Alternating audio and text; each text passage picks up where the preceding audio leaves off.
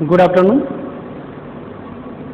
हम लोग पिछले क्लास में उत्पादक के संतुलन या उत्पादक के साम्य के बारे में पढ़ रहे थे और पिछले क्लास में हम लोगों ने उत्पादक का साम्य क्या होता है और उत्पादक के साम्य को कैसे स्थापित करें। तो इसके लिए हम लोगों ने देखा कि उत्पादक के साम्य को स्थापित करने के लिए दो दृष्टिकोण जो है प्रचलित हैं, जिसमें पहला दृष्टिकोण क्या था कि लागतों को न्यूनतम करना, लागत को न्यूनतम करना जबकि उत्पादन क्या हो, दिया हुआ हो। और दूसरा होता है कि उत्पादन को अधिकतम करना जबकि लागत व्यय क्या हो, दिया हुआ हो। दो दृष्टिकोणों में हम लोगों ने पहले दृष्टिकोण पर चर्चा जो है पिछले क्लास में किया। आज हम लोग इस क्लास में दूसरे दृष्टिकोण पर चर्चा करेंगे।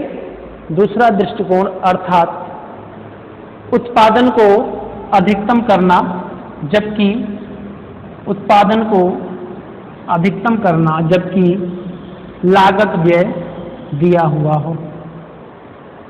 इसका मतलब क्या हुआ, आइए इसको हम समझने का प्रयास करते हैं। देखिए, मैंने आपको बताया था कि उत्पादक संतुलन में कब होता है, या तो लागत जो है कम से कम हो या तो उत्पादन अधिक से अधिक, है ना।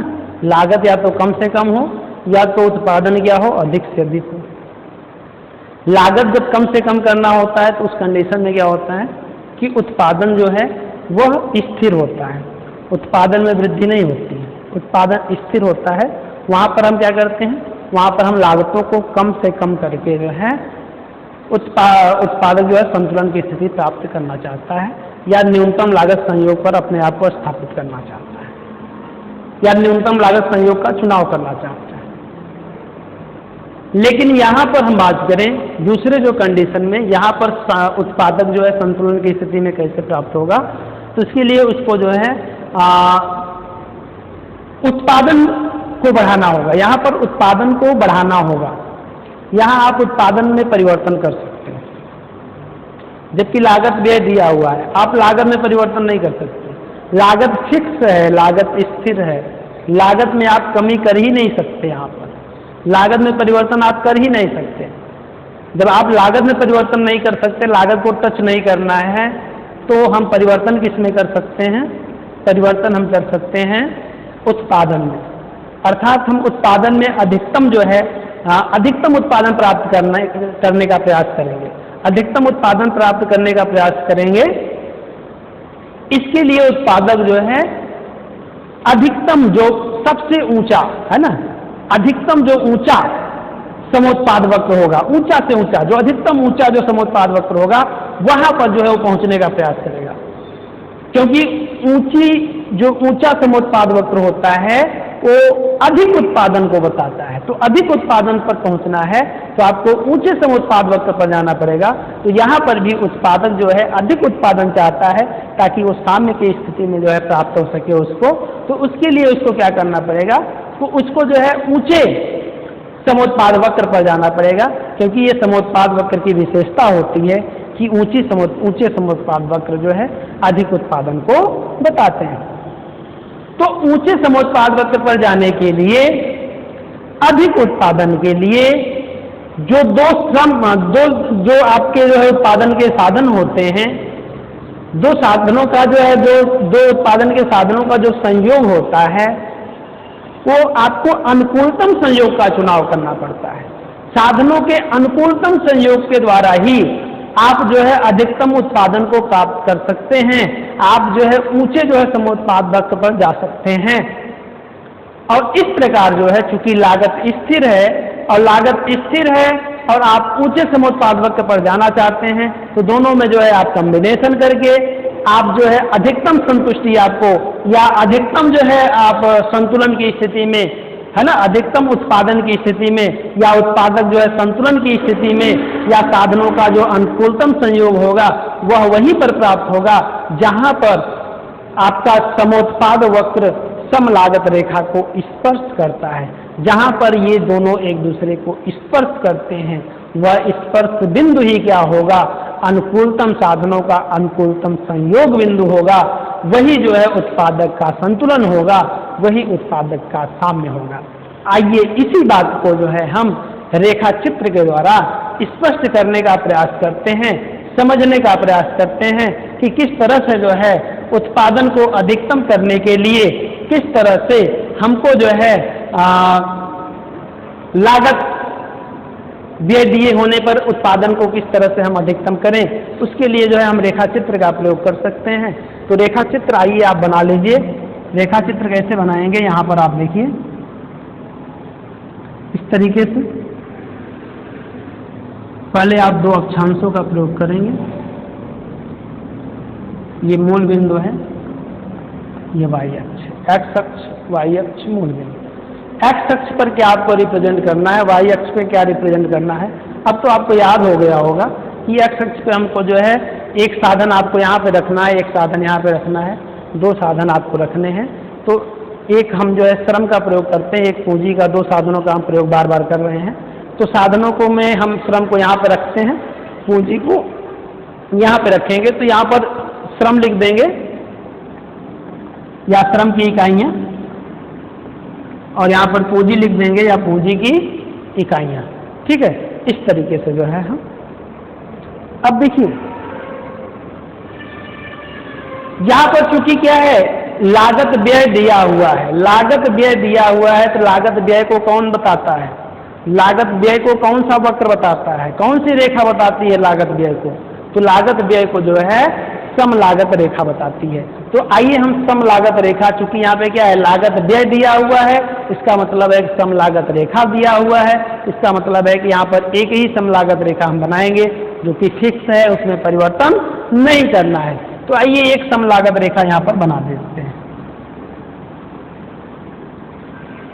इस तरीके से एक सम लागत रेखा, मान लीजिए इसका नामकरण कर दीजिए ए बी। आप कोई दूसरा भी नाम लिख सकते हैं, कोई जरूरी नहीं है कि ए बी ही लिखना है। ठीक है,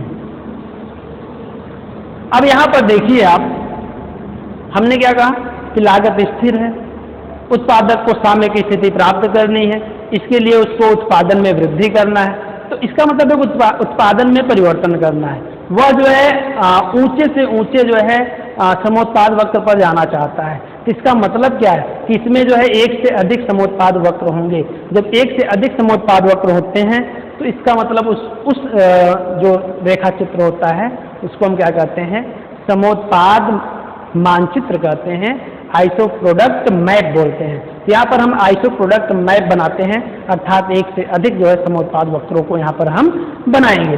तो इस तरीके से आप देखिए,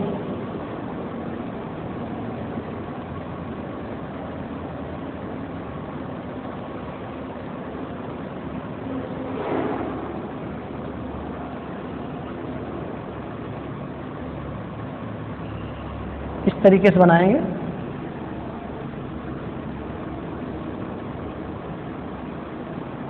ठीक है,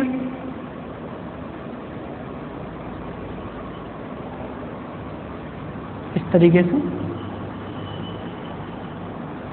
ठीक है, मान लीजिए हमने यहाँ पर एक से अधिक अर्थात 3 समोत्पाद वक्र को बनाया है, और तीनों समोत्पाद वक्रों को हम यहाँ पर नामकरण भी कर सकते हैं। IP इसका नाम होता है, तो IP1 IP2 करके जो है इसका नामकरण हम कर सकते हैं। तो इसका नामकरण के लिए जो है हम यहाँ पर इसको हम IP1 मान लेते हैं,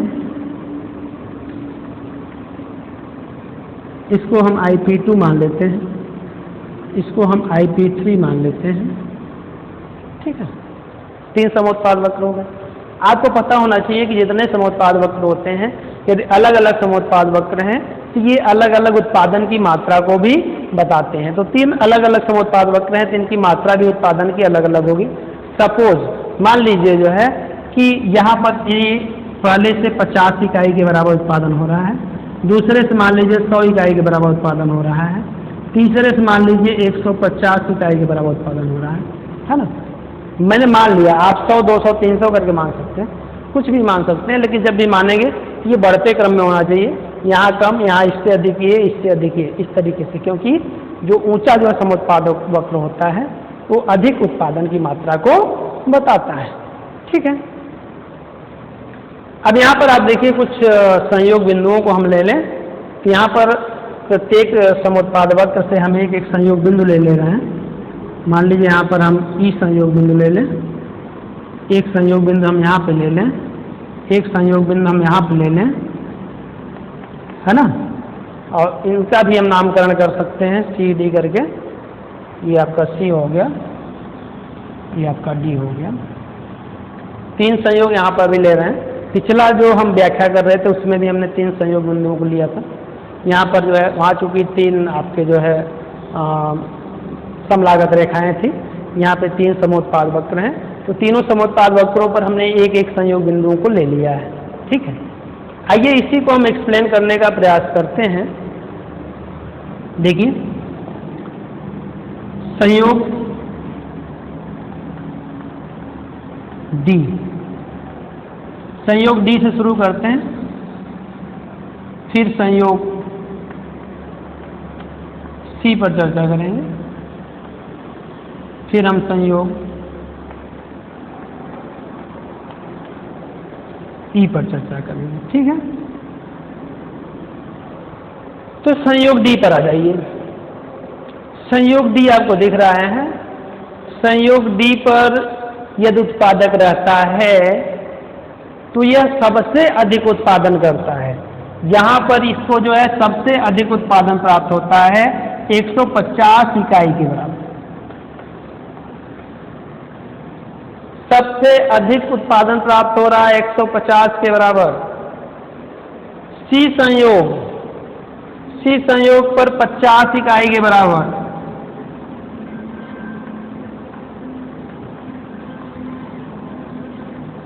ई संयोग पर यदि हम उत्पादन की बात करें तो 100 इकाई के बराबर।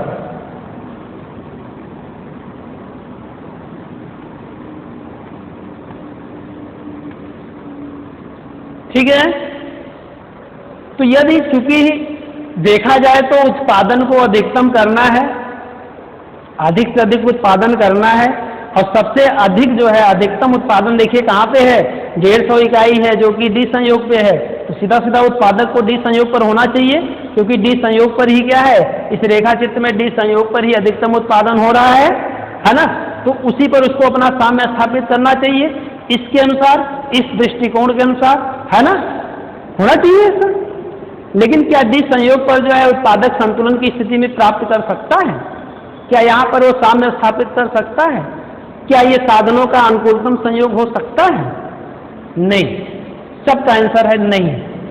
ये जो है साधनों का अनुकूलतम संयोग नहीं हो सकता। यहाँ पर उत्पादक संतुलन की स्थिति में नहीं हो सकता। उत्पादक जो है यहाँ पर साम्य की स्थिति में नहीं हो सकता। क्यों नहीं हो सकता? क्योंकि डी संयोग पर उत्पादन तो अधिक प्राप्त होता है, लेकिन उत्पादक की कैपेसिटी यहाँ पे नहीं है। उत्पादक जो है यहाँ पर जो लागत है वो बहुत ज़्यादा है, उसकी जो लागत सीमा है, जो उसका कम लागत रेखा है, जो उसकी कैपेसिटी है, जो क्षमता है, जितना वो जो है क्रय कर सकता है साधनों पर, जितना अधिकतम वह साधनों को खरीदने में क्रय कर सकता है, उसकी सीमा से ये ऊपर है। वह सिर्फ इतने सीमा तक ही खरीद सकता है, क्रय कर सकता है। इसके ऊपर वह नहीं खरीद सकता, उसके ऊपर वह क्रय नहीं कर सकता। तो ऐसी स्थिति में जब वह यहाँ पर इस कंडीशन में वो साधनों को क्रय ही नहीं कर सकता, खरीद ही नहीं सकता, तो साधनों का अनुकूलतम संयोग कहाँ से बनेगा? इसका मतलब यहाँ पर उत्पादक नहीं जा सकता। उत्पादन तो अधिकतम हो सकता है, लेकिन इसको वह इस संयोग पर वह नहीं उतर सकता खरा, क्योंकि इन साधनों को वो क्रय नहीं कर सकता। इस संयोग का चुनाव वह नहीं कर सकता, क्योंकि उसकी क्षमता के ये बाहर है। क्लियर हो गई बात? इसलिए जो है डी संयोग का चुनाव नहीं करेगा। ठीक है, अब आते हैं सी संयोग पर। चलिए, हम क्षमता की बात कर रहे थे, तो सी संयोग पर आ जाइए। अब सी संयोग पर क्या है? सी संयोग पर आप देखेंगे कि अब ये तो उत्पादक के क्षमता के अनुसार है, क्योंकि इसकी लागत रेखा के नीचे है, इसकी सम लागत रेखा की ये अंदर है, नीचे है। तो ऐसी स्थिति में जो है यह इस संयोग पर रह सकता है, इस संयोग का चुनाव कर सकता है, इस पर ये रह सकता है ना।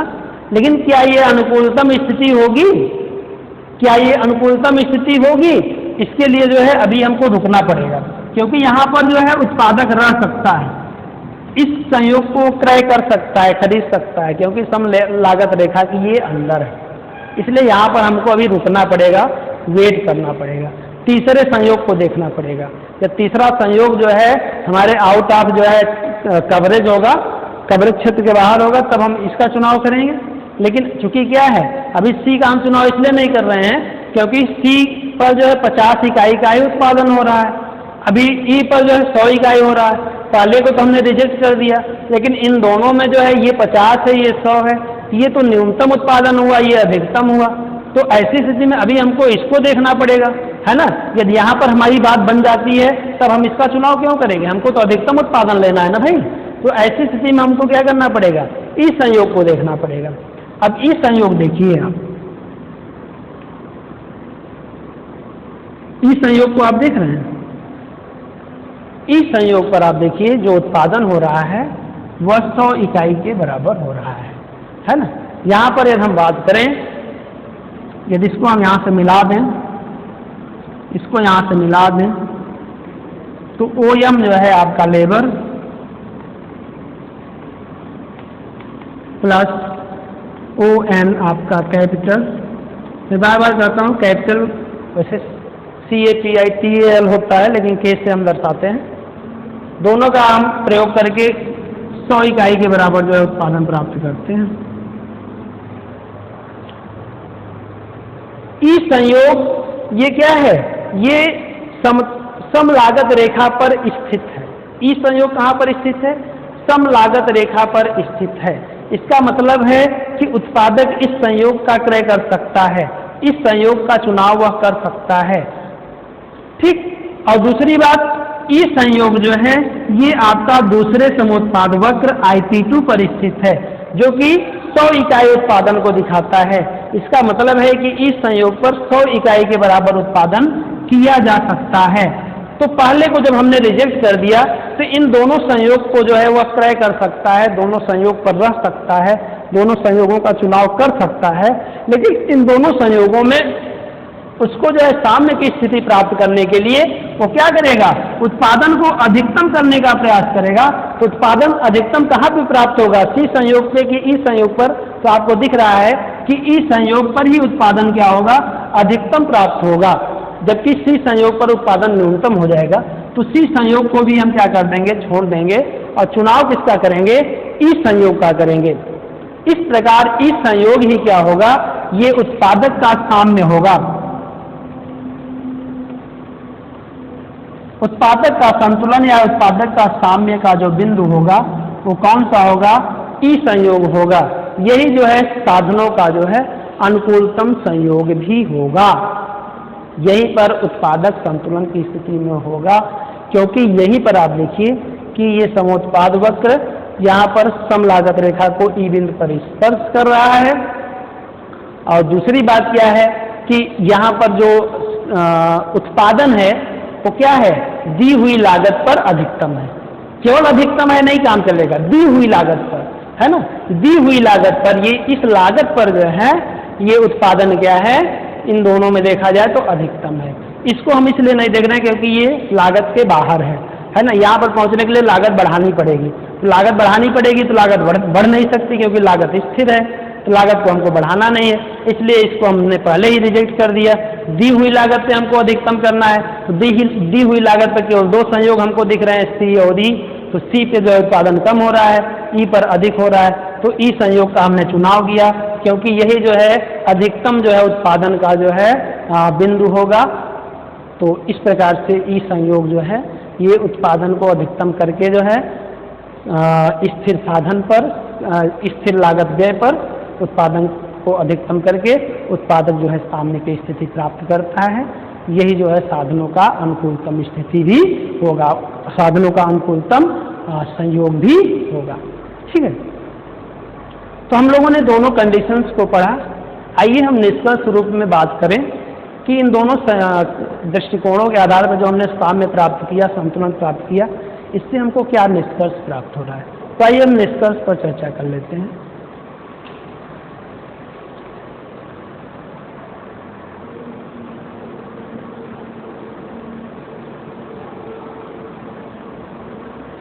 तो दोनों स्थितियों से जो है क्या निष्कर्ष निकलता है, उसके लिए जल्दी से हम आपको पुरानी स्थिति पर भी हम बात कर लें जल्दी से। यहाँ पे जो पहला कंडीशन था वहाँ पर क्या सब, क्योंकि दोनों चित्र आप देखेंगे तभी जल्दी से आपको निष्कर्ष समझ में आएगा।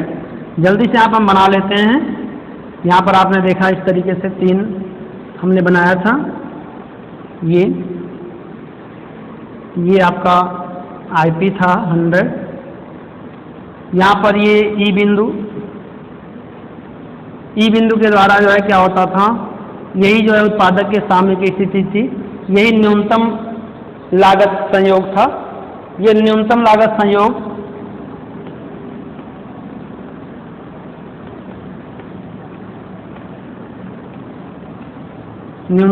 संयोग और यदि हम बात करें आगे यहाँ पर, तो पहली जो स्थिति है, इसको हम क्या बोलते हैं, तो पहली स्थिति को हम बोलते हैं कि इसको हम साधनों का अनुकूलतम संयोग बोलते हैं। यहाँ पर यदि हम बात करें, ये क्या है, साधनों का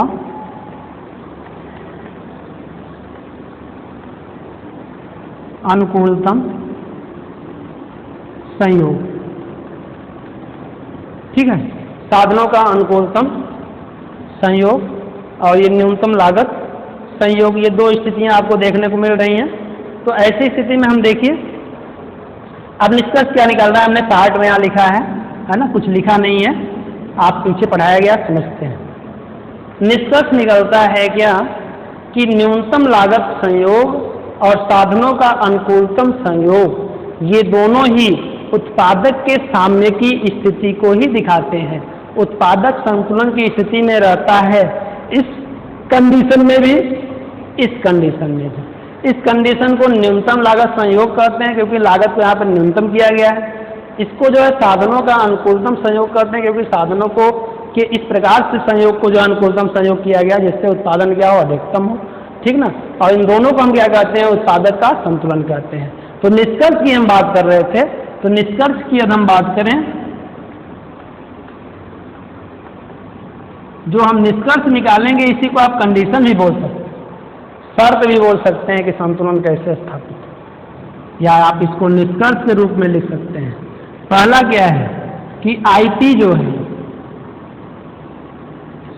समोत्पाद वक्र समलागत रेखा को स्पर्श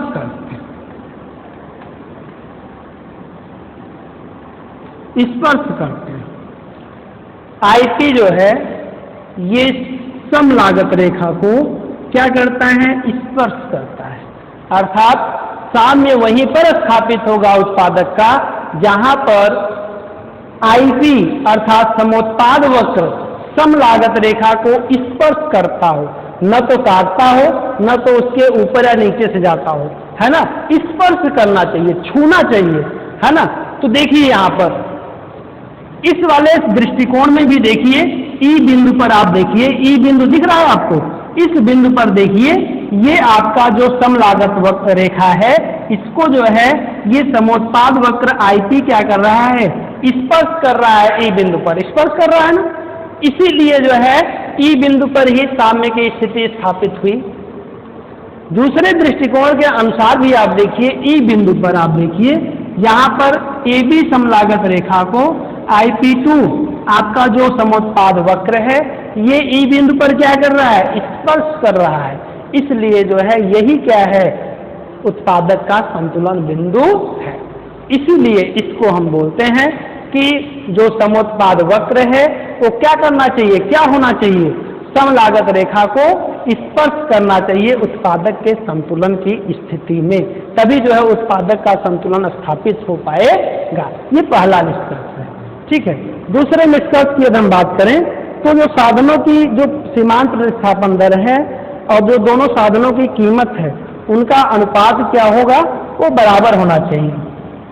देखिए साधनों का जो तकनीकी प्रतिस्थापन की सीमांत दर पीछे आपको पढ़ाया गया है, जिसको आप डेल्टा वाई बटे डेल्टा एक्स, है ना, या डेल्टा के बटे डेल्टा एल ऐसे करके लिखते हैं। इसी को आप जो है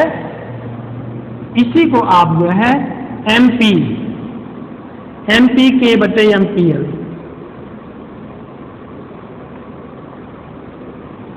बराबर P के बटे PL। मतलब जो सीमांत उत्पादकता है, श्रम की जो सीमांत उत्पादकता है, पूंजी की जो सीमांत उत्पादकता है, पूंजी और श्रम की जो सीमांत उत्पादकता है, उसका जो अनुपात, वह उन दोनों की कीमतों के अनुपात के क्या होना चाहिए, बराबर होना चाहिए संतुलन की स्थिति में। उत्पादक संतुलन के बिंदु पर जो तकनीकी प्रतिस्थापन की सीमांत दर है और दोनों साधनों का जो कीमतें हैं, इनका अनुपात बराबर होना चाहिए। तकनीकी प्रतिस्थापन की सीमांत दर और जो आपका दोनों साधनों की प्राइस ऑफ के एंड प्राइस ऑफ एल, दोनों का जो अनुपात है, ये क्या होना चाहिए, बराबर होना चाहिए, है ना। इसकी कीमत और इसकी कीमत का अनुपात और इसके द्वारा जो उत्पादन किया जा रहा है, इसकी उत्पादकता और इसकी उत्पादकता का अनुपात, है ना, दोनों क्या होना चाहिए, बराबर होना चाहिए, है ना। ये दूसरा कंडीशन है। तो ये दोनों जगह, दोनों दृष्टिकोणों में आप देखिए, दोनों दृष्टिकोणों में जो है ये कंडीशन लागू होता है। यानी दोनों निष्कर्ष रूप में आप यहाँ पर कह सकते हैं कि दोनों स्थितियों में जो है आप देखिए कि तकनीकी प्रतिस्थापन की सीमांत दर और कीमतों का अनुपात क्या है, बराबर है। ठीक है। और तीसरा जो निष्कर्ष आप निकाल सकते हैं, ये पहला था, ये दूसरा था। तीसरे में हम कह सकते हैं कि जो तकनीकी सीमांत प्रतिस्थापन की जो दर है, वह क्या होना चाहिए, ये ह्रासमान होना चाहिए। तकनीकी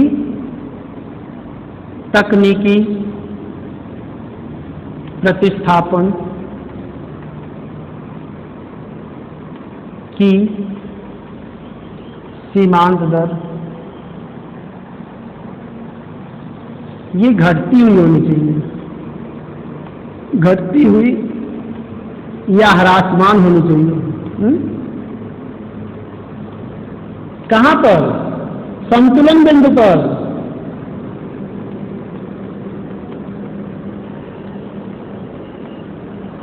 घटती हुई तकनीकी प्रतिस्थापन की सीमांत दर, यानी घटते हुए क्रम में होना चाहिए। ये घटता हुआ हर स्टेप पे जो है ये घट रहा हो। और हम विशेष रूप से बात करेंगे कि ई बिंदु पर जहाँ पे साम्य स्थापित हो रहा है, यहाँ पर भी जो है जो तकनीकी प्रतिस्थापन की सीमांत दर ये क्या होनी चाहिए, घटती हुई होनी चाहिए। इसका मतलब क्या है, सरल शब्दों में आप कहें, इसका मतलब ये है कि संतुलन बिंदु पर जो है जो आपका समोत्पाद वक्र है, ये क्या होना चाहिए, मूल बिंदु के प्रति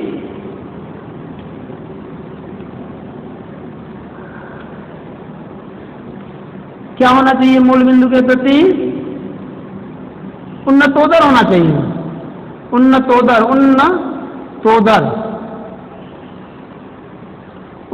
होना चाहिए, कन्वेक्स होना चाहिए, कन्वेक्स होना चाहिए। मूल बिंदु के प्रति क्या होना चाहिए, उन्नतोदर होना चाहिए।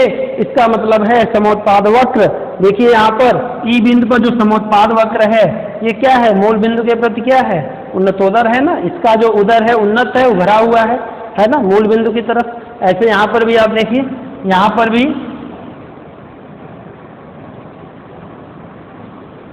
भी आप देखिए, यहाँ पर मूल बिंदु के प्रति क्या है, यहाँ पर देखिए इसका जो पेट है ई बिंदु पर देखिए, इसका जो झुकाव है उभरा हुआ है मूल बिंदु की ओर, यही चीज है, मूल बिंदु की तरफ उभरा हुआ है। इसका मतलब है कि तकनीकी प्रतिस्थापन की दर क्या है, ये घटती हुई है। ये जो है निष्कर्ष है। तो ये तीन निष्कर्ष हैं, है ना। उत्पादक के संतुलन के लिए जो है ये तीन निष्कर्ष प्राप्त होते हैं, जो कि हमने यहाँ पे दो दृष्टिकोणों के द्वारा जो है उत्पादक के संतुलन की व्याख्या यहाँ पर हम देखी। यानी इस तरीके से भी उत्पादक संतुलन में होगा, इस तरीके से भी उत्पादक संतुलन में होगा, अर्थात वो साधनों को जो है साधनों का अनुकूलतम उपयोग करके, अर्थात उत्पादन को अधिकतम करके, और दूसरी तरफ जो है वो न्यूनतम लागत के द्वारा लागत को न्यूनतम करके जो है उत्पादक जो है संतुलन की स्थिति को प्राप्त कर सकता है। और दोनों ही दृष्टिकोणों में ये तीन जो है निष्कर्ष प्राप्त होते हैं, अर्थात इनका भी होना आवश्यक है। यदि ये कंडीशन ही, इसको आप कह लीजिए, यदि ये कंडीशंस नहीं रहेंगे तो उत्पादक संतुलन की स्थिति प्राप्त नहीं करेगा। उत्पादक संतुलन की स्थिति में ये जो है निष्कर्ष प्राप्त होना ही चाहिए। ठीक है, तो आज जो है हम लोगों ने उत्पादक के संतुलन के बारे में इस दूसरे क्लास में इस टॉपिक को कंप्लीट किया। तो आज के क्लास में बस इतना ही। धन्यवाद।